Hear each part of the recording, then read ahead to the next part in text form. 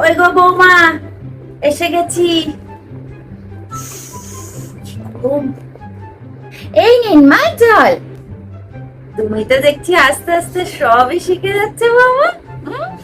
Thank you মা। চট করে গিয়ে আমার টিভির রিমোটটা নিয়ে আসো দেখি, আমার সিরিয়াল দেখার সময় হয়ে গেল। এনা ধরো। এই নিন। দাও দাও। এ কি, টিভিটা কোথায় গেল? আপনি যখন হাঁটতে গিয়েছিলেন না, তখন দুটো বাসনওয়ালি এসেছিল, আর তাদেরকে আমি টিভিটা বিক্রি করে এই রকম 5টা গামলা নিয়েছি। ও, কি? তুমি টিভি বিক্রি করে বাসন নিয়ে নিয়েছো? তোমার কি মাথাটা একবারে খারাপ হয়ে গেছে নাকি বৌমা? যখনই আপনার ভালোর কথা চিন্তা করি, তখনই আপনি বলেন আমার মাথাটা খারাপ। টিভিটা বিলিয়ে দিয়ে তুমি আমার কি ভালোটা চিন্তা করলে শুনি?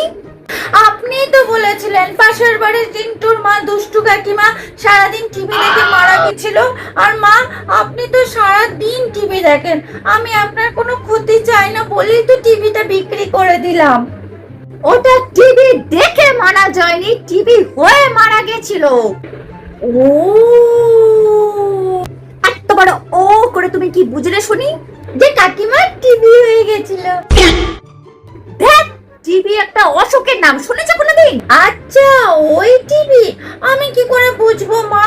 তুমি তো কিছুই বুঝতে পারো না, তুমি শুধু সাপের 5 পা দেখতে পারো আর ক্ষতি করতে পারো। আসুক আজকে বাবু, তারপর তো